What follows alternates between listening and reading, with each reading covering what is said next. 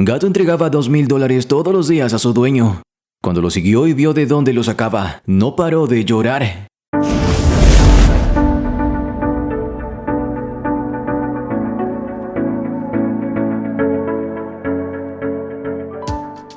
Fernando, un renombrado científico que no creía en nada, ni tenía ningún tipo de fe, conocería el amor de Dios gracias a su gato, un animal muy especial que le cambiaría la vida para siempre. Los gatos son animales profundamente intuitivos. No es para nada casual el hecho de que en algunas culturas de la antigüedad, como la egipcia, llegaran a considerarse animales sagrados. Lo cierto es que tras su mirada enigmática y andar sigilosos, los gatos esconden una capacidad de intuición bastante fuera de lo común. Hay quienes afirman que estos animales son capaces de detectar los estados de ánimo de las personas que atraviesan por un mal momento, emocional o físico, y entonces se acercan para mitigar la pena con su compañía. Pero Fernando no era una de esas personas con la sensibilidad para identificar esta capacidad de los pequeños felinos. Él era un hombre completamente racional, ateo desde que tenía memoria de sí, y no creía en ningún tipo de historia que no fuera verificable a través de la experimentación científica. Los animales eran para él un simple conjunto de materia biológica, que se volvía irónicamente una vez cumplían su ciclo vital y morían. De hecho, Fernando vivió los primeros 30 años de su vida odiando a las mascotas. Consideraba que tener que limpiar sus desechos constituía una pérdida de tiempo, y que los ladridos de los perros y los maullidos de los gatos eran ruidos molestos, que lo desconcentraban de su actividad intelectual. Y es que desde que era tan solo un niño, Fernando se hizo consciente de que su inteligencia era fuera de lo normal. Era un genio, un superdotado. Pero la inteligencia no lo es todo en la vida. El ser humano es un conjunto integral de aptitudes físicas, mentales y emocionales. Llevar una vida plena es saber establecer un equilibrio entre las tres esferas del ser. Quien solo cultiva una de estas facetas, desequilibra automáticamente su existencia. Y si se trata a tiempo este desequilibrio y se sigue insistiendo en él, el resultado puede llegar a ser un humano fracasado. Una persona que, más allá de su forma o su éxito, queda encerrada en una cárcel de infidelidad y amargura. Y esto fue precisamente lo que le terminó ocurriendo a Fernando. El primero en descubrir que era un superdotado fue su padre, que se vio sorprendido por las preguntas profundas que le realizaba su hijo. El hombre era un profesor universitario obsesionado por el estudio.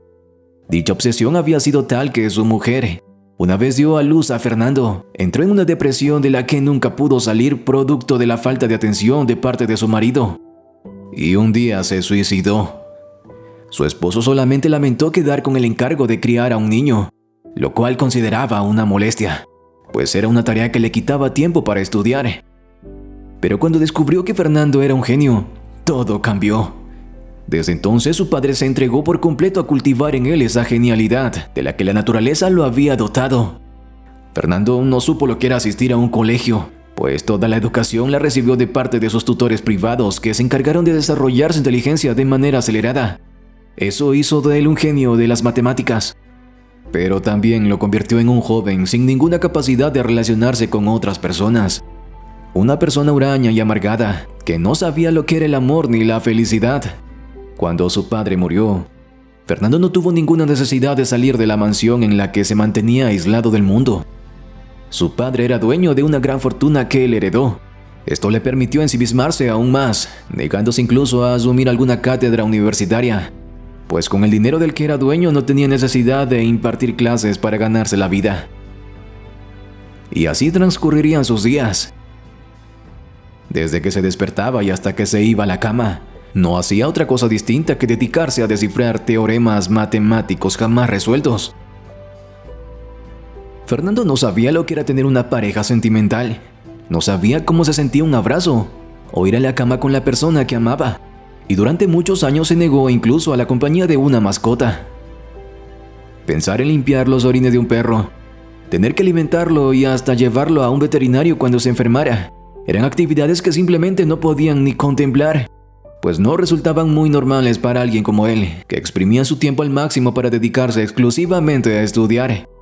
Pero cierto día, mientras leía la biografía de Isaac Newton, una de las personas más inteligentes del que jamás ha existido, Fernando se sintió profundamente identificado con la personalidad de aquel personaje, pues también él había sido alguien huraño, que nunca supo lo que era el amor y que se dedicó por completo solo a estudiar.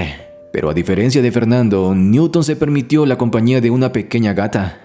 Escogió este animal porque, a diferencia de los perros, que son más juguetones, los gatos son animales más independientes que no necesitan de muchos cuidados ni caricias para estar bien. Fernando no lo pensó 2 veces y decidió adoptar a un gato sin imaginar que aquella simple decisión le cambiaría la vida. Durante un par de meses, todo fue tal y como Fernando lo planeó. Su rutina intelectual continuó con normalidad y su gato se convirtió apenas en un habitante silencioso de la mansión. Pero una mañana, todo cambió. Esa mañana, al despertar, Fernando encontró en la sala de la casa varios fajos de billetes que, al contarlos, resultaron ser nada más y nada menos que $2,000. La cifra no emocionó al hombre, ya que era dueño de una gran fortuna. Como no creía en nada paranormal, no supuso en ningún momento que se tratara de un fenómeno extraño, sino que supo enseguida que había sido su gato quien le había llevado aquel dinero. No entendía cómo ni por qué, pero decidió dejar pasar el suceso. Guardó el dinero y se puso a estudiar. Pero cuando el fenómeno se repitió al siguiente día, Fernando comenzó a preocuparse.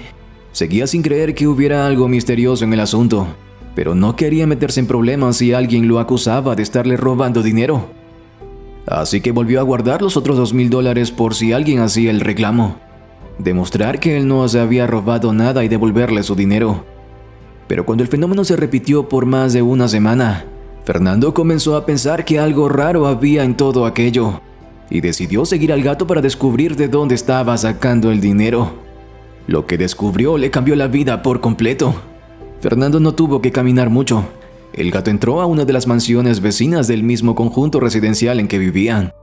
Los jardines eran amplios y quizá por eso nadie sintió el olor nauseabundo que sí pudo percibir él una vez que entró en la casa. Y es que allí, al interior de aquella mansión, Fernando encontró el cadáver del dueño. Era un anciano millonario que, al igual que él, toda su vida había sido un amargado a quien no se le conoció nunca un amor. Pero este hombre, además, era un tacaño cuya obsesión por proteger cada centavo lo llevó a no hacer uso de sus servicios bancarios para evitar pagar impuestos. Su dinero lo guardaba en una habitación de la mansión y era de allí donde el gato tomaba diariamente $2,000 que iba y llevaba hasta su casa. El dueño de la mansión había muerto hace semanas de un infarto, pero sin nadie que le echara de menos. Su cuerpo se había podrido allí lentamente en medio de una fortuna incalculable. Fernando llamó a las autoridades para que recogieran el cadáver. Mientras aguardaba, rompió en llanto.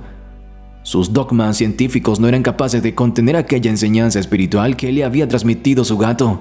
No sabía cómo explicarlo de manera racional, pero era evidente que el animal había querido darle una lección de vida.